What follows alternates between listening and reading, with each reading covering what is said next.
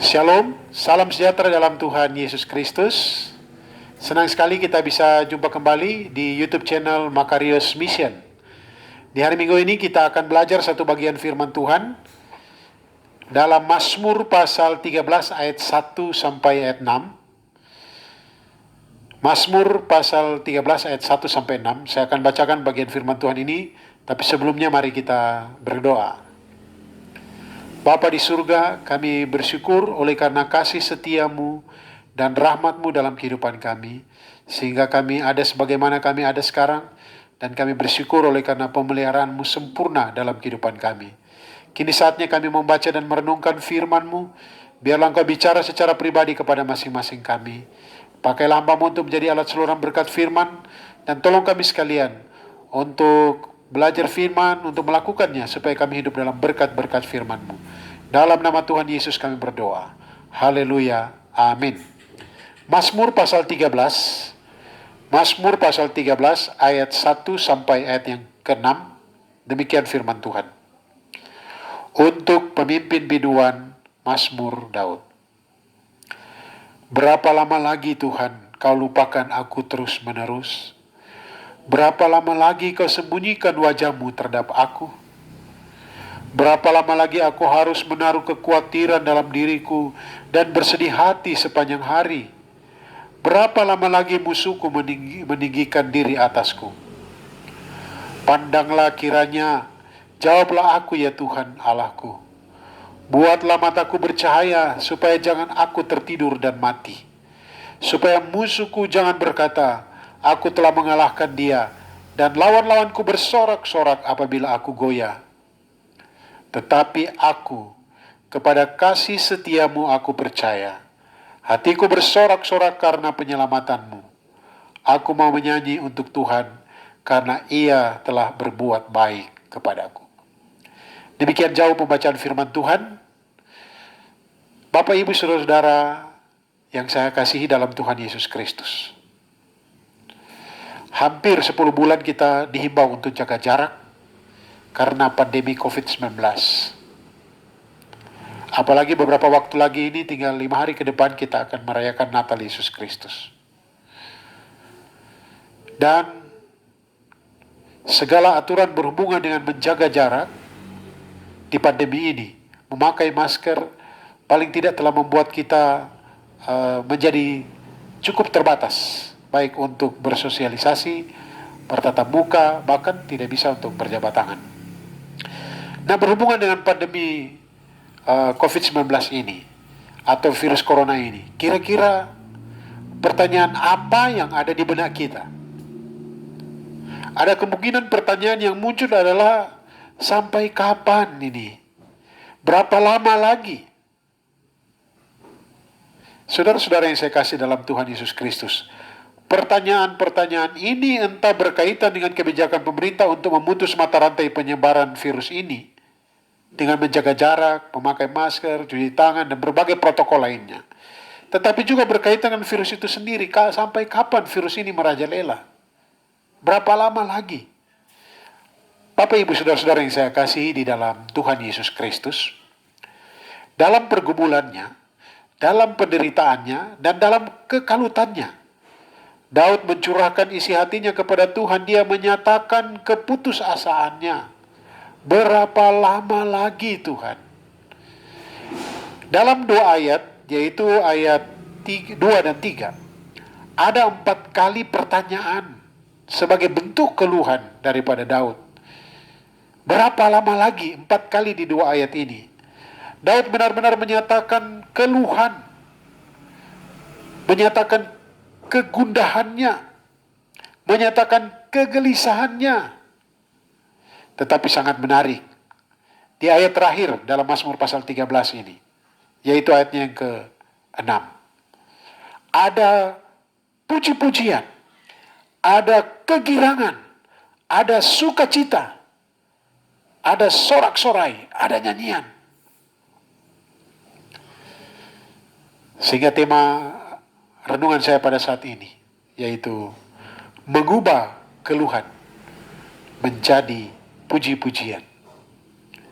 Sama seperti Daud, sebagai orang percaya kita dapat mengubah keluhan-keluhan kita. Kita dapat mengubah kegelisahan-kegelisahan kita menjadi puji-pujian, menjadi kegirangan, menjadi sukacita.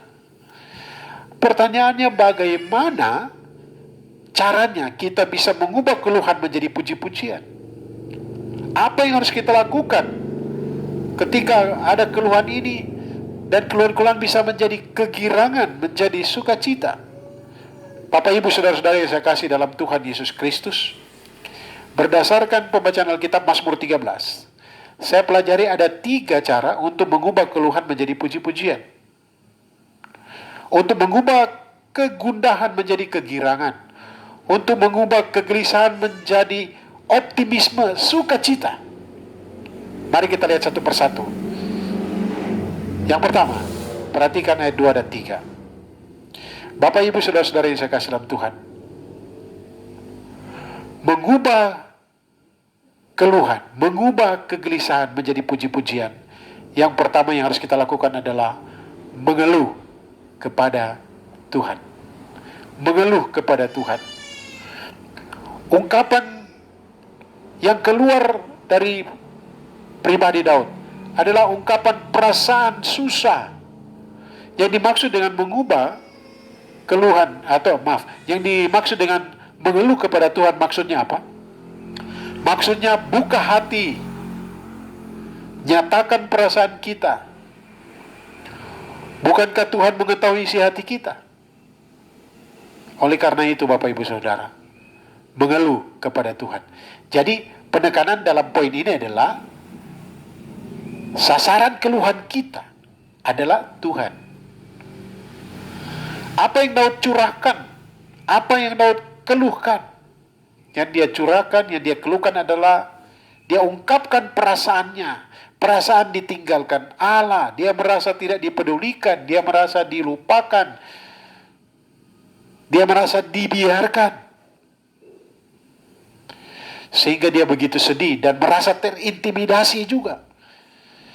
Ayat yang ketiga jelas sekali ya, kegelisahannya sendiri, dia merasa sendiri. Berapa lama lagi aku harus menaruh kekhawatiran dalam diriku dan bersedih sepanjang hari? Berapa lama lagi musuhku meninggikan diri atasku? Dia merasa terintimidasi. Tetapi dia membawa keluhan itu kepada Tuhan. Mazmur 62 ayat 9 mengatakan, percayalah kepadanya setiap waktu wahai umat, dan curahkanlah isi hatimu kepadanya. Bapak Ibu Saudara-saudara yang saya kasih dalam Tuhan, kita sebagai umat Tuhan, sebagai anak-anak Tuhan, kita bebas bicara kepada Allah yang adalah Bapa kita. Khususnya ketika kita dalam pergumulan kehidupan. Tuhan mendengar ketika kita berseru. Banyak bagian firman Tuhan yang menjelaskan itu. Ketika kita mengerang, kita mengeluh, Tuhan mendengar, Dia peduli. Tetapi ada peringatan. Bukan berarti bahwa keluhan itu menjadi pola. Apalagi keluhan itu, curahan isi hati kita itu, kita posting ke media sosial. Kalau dengan Tuhan saja, kita serahkan, kita curahkan isi hati kita kepada Tuhan. Itu yang pertama. Mengubah keluhan menjadi pujian. Yang pertama, mengeluh kepada Tuhan. Yang kedua, ayat 4 dan 5, memohon kepada Tuhan. Bapak Ibu Saudara-saudara yang saya kasih dalam Tuhan, kalau mengeluh berarti menyatakan perasaan.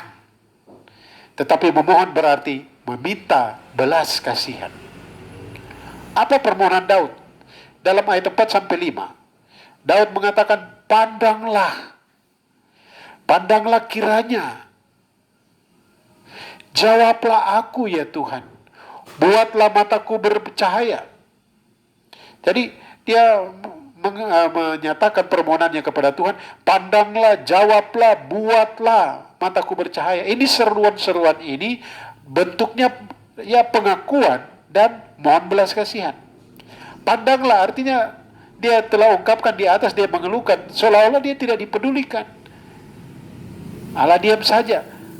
Allah tidak melihat dia, tetapi dia bermohon penuh belas kasihan. Dia memohon mendapatkan belas kasihan Tuhan. pandanglah, jawablah. Saudara-saudara, Daud yakin hanya Tuhan yang bisa menolongnya, sehingga dia menaikkan permohonan kepada Tuhan. Bapak Ibu saudara-saudara yang saya kasih dalam Tuhan Yesus Kristus, kita mengeluh kepada Tuhan bukan sesuatu yang salah, bukan tanda kelemahan, bukan tanda kita bersungut. Beda sekali mengeluh kepada Tuhan dan bersungut-sungut.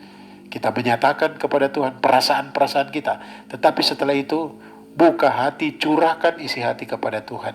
Hal yang membuat kita kehilangan sukacita, hal yang membuat kita menderita, hal yang membuat kita merasa tertekan, curahkanlah isi hati kita kepada Tuhan. Hal yang ketiga harus kita lakukan adalah apa? Mengubah keluhan-keluhan kita menjadi puji-pujian. Yang pertama, mengeluh hanya kepada Tuhan. Yang kedua, memohon kepada Tuhan, membuka hati, mengeluh, curahkan isi perasaan, memohon berarti meminta belas kasihan Dia. Yang ketiga adalah membangun keyakinan diri. Ayat yang ke-6. Ayat yang ke-6 dikatakan, tetapi aku kepada kasih setiamu aku percaya. Kalau kita perhatikan ayat 6 ini, Bapak Ibu Saudara-saudara yang saya kasih dalam Tuhan, ada dua ungkapan kunci. Ungkapan kunci yang pertama, tetapi aku. Yang kedua, aku mau.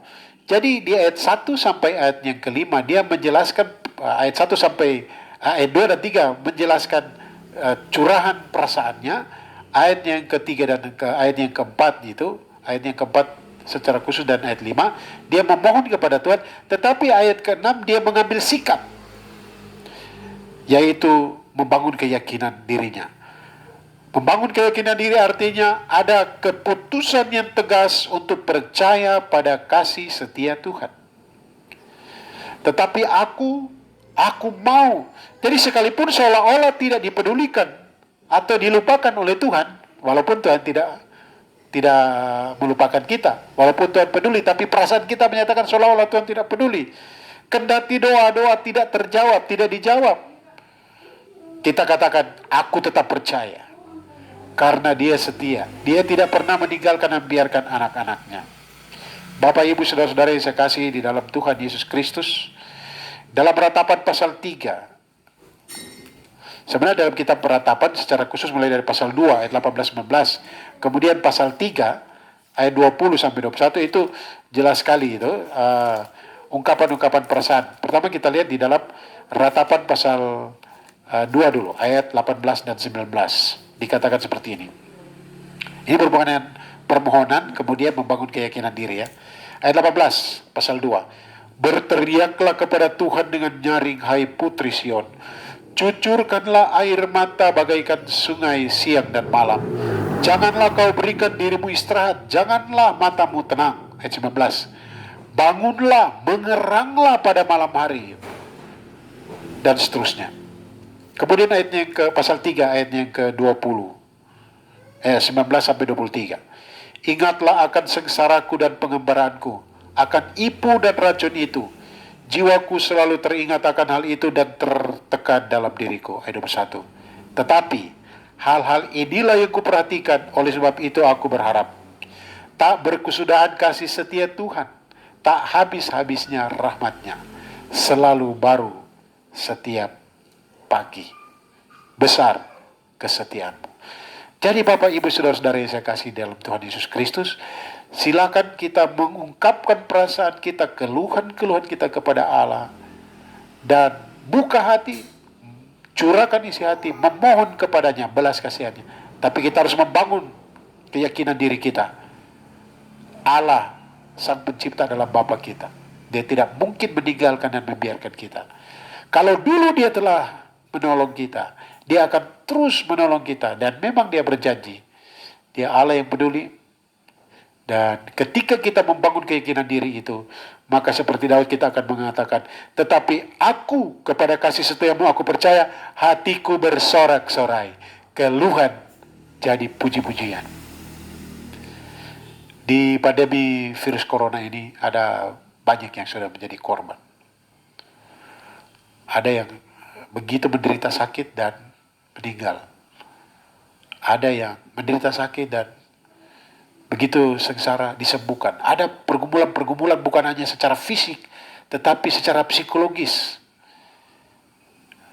Mungkin untuk sementara kita tidak bisa dengan orang-orang lain.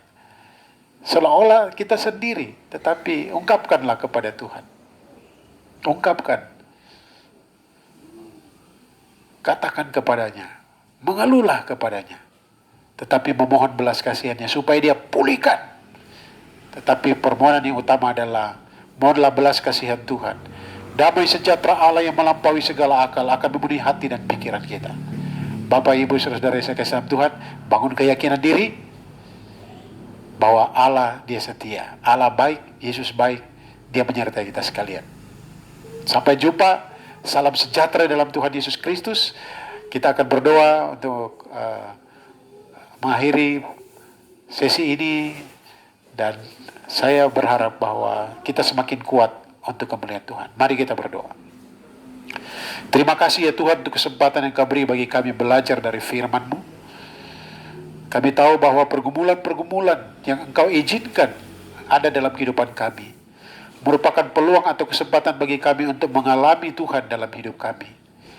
Tetapi seandainya Engkau mengizinkan kami itu, Tuhan tolong kami untuk sungguh-sungguh menyadari dan memahami bahwa Engkaulah Tuhan, Engkau sangat peduli dengan kami, sehingga kami bebas mengeluh kepadamu, membuka hati, mencurahkan isi hati dan permohonan-permohonan kami. Tetapi tolonglah kami untuk terus mengingat bahwa Engkau setia, tidak pernah meninggalkan biarkan kami.